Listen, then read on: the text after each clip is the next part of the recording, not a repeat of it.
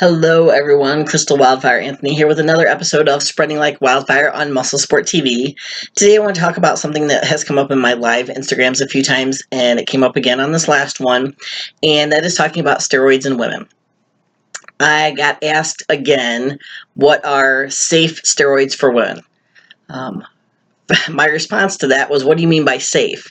I have slept with bottles of steroids in my room next to my bed and have yet to be attacked by one. It has never happened. I don't think steroids has ever attacked or harmed a woman in any way, shape, or form. And I get what they're talking about, but it just needs to be, people need to stop addressing it that way as far as what steroids are safe for women, because as far as whether or not you're going to see side effects with them, none of them are safe. Some of them have less of a chance of giving you side effects than others, but it's possible to get any and all of the side effects from any and all of the steroids. So if you're a female out there, or if you know a female that wants to dabble and take steroids, you need to understand that it doesn't matter whether you're taking Anavar, which is an oral that a lot of people consider very safe as far as side effects for women, or whether you're jumping and taking injectable tren as a woman. You can get any and all of the side effects from any and all of the steroids. Now, you may have less of a shot of getting, side effects from taking Anavar, let's say, but just because there's less of a chance of it doesn't mean it's impossible. So as a woman, you need to realize that when you decide to take steroids, whether you're going to start off with Anavar or whatever you're going to do, you need to realize that it's possible to get any of those side effects. And when I say those side effects, a lot of the side effects women are concerned about is their voice deepening, growing facial hair, their clit becoming enlarged, losing their hair on their head, their voice deepening. So any of those side effects that, some women may want, may not want, and others don't care about, any of those side effects can happen with any of them. You need to decide for yourself which side effects you can and cannot tolerate as far as on yourself on a permanent basis. Because a lot of times these side effects, when they happen, they're permanent. They don't go back. So, for yourself, just think, okay, so all these things can happen.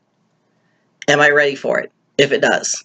If this starts to, let's say I start growing facial hair and you start seeing a little bit of it, is that something I can tolerate? If not, stop everything you're taking immediately and hope that it stops. I can't guarantee that it will, but, those are things to think about. One thing that I told myself I would never be able to handle when I decided to start taking any type of steroid is hair loss. I don't think I would look good bald. I don't think it's a sexy look for me. I have kind of a small, pointy head. I don't think I would look good bald. So I told myself that if I started losing my hair, that was it. I would cut it off, and I would never take them ever again because I wanted to keep my hair. So the other things like growing some facial hair, my voice deepening, stuff like that. I was like, it may happen. I may not care for it.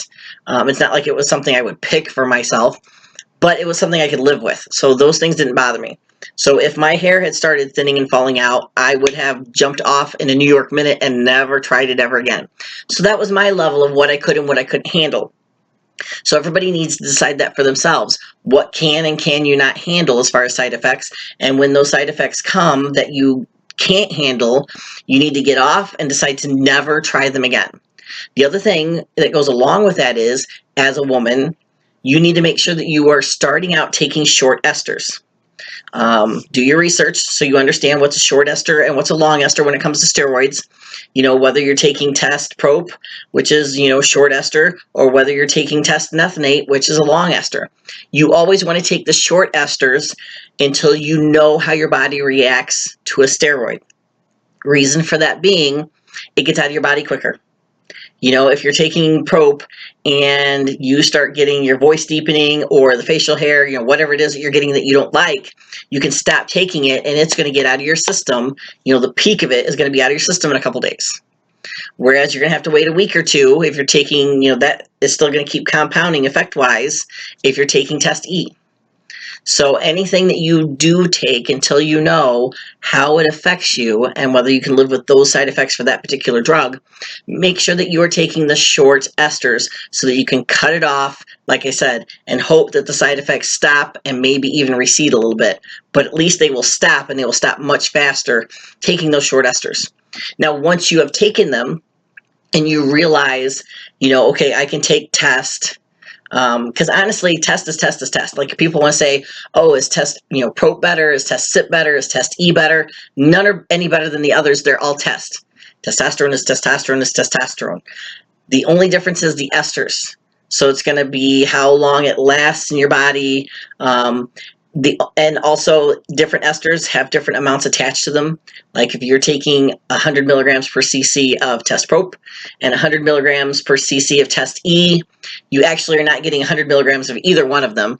You're actually getting less than that. When you're taking the short esters, you're getting less per cc milligram wise, even though it says 100, than you are with the long acting esters. And even though the bottles say, it's just, there's a whole scientific thing, which is a whole different video. But anyway, like I said, you want to make sure that you know how the testosterone, if that's what you're taking, how the testosterone affects you. And then if you can live with those side effects and how it is working with you and your body, then sure, you can switch it up to something like test E instead of the prop, the short acting. You can switch to the test E and go with the long acting ester, and shorten, your shots to just a couple times a week instead of every other day.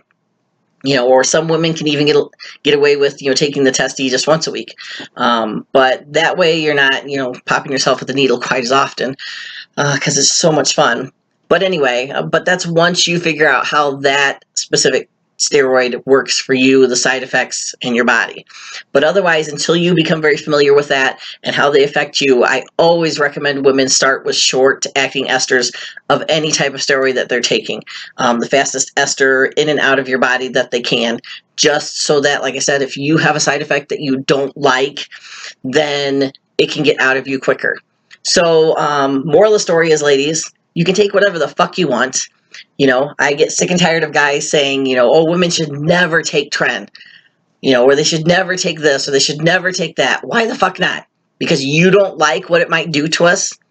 Unless you are paying my bills, unless you're sleeping in my fucking bed, then it really doesn't matter about anything that happens to me with taking steroids. And it doesn't matter what happens to any of those other ladies out there, unless you're the one sleeping in their bed paying their bills.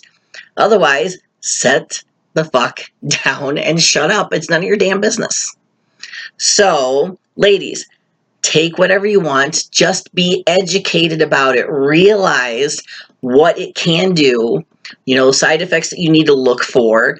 Like I said, the different acting esters. You just need to be smart about it. And then, you can get the effects that you want as far as your muscle building goals, your body building goals, your competing goals, your strength goals, whatever it is that your goals are. But as far as, like I said, a safe steroid, I hate that word. Like I said, I've yet to see a steroid attack anybody. But as far as a safe steroid for women, they just aren't out there. Just assume that any and all of them can give you any and all of the side effects. Otherwise, you might be that 1 in 100 or 1 in 1,000 woman that ends up with facial hair from Anavar, and you're going to be crying saying, but I was told it was safe, that this wouldn't happen. It can happen. So do not jump to the dark side and dabble and take steroids until you realize that these things can happen to you, and then be prepared, be ready, know what you can handle, what you can't. Stick with the short esters. That way you can get the fuck off of it and stop taking it if it's something that you don't like. So, as always, thanks you guys for watching here on Spreading Like Wildfire Muscle Sport TV. Make sure you watch this channel. There's going to be a lot of good things coming up. We've got a lot of nice upcoming people here. Of course, you guys have heard we've got Greg Valentino back. We've got Big Frank on the team. So as always, a lot of good things coming to Muscle Sport TV. Keep an eye out, guys.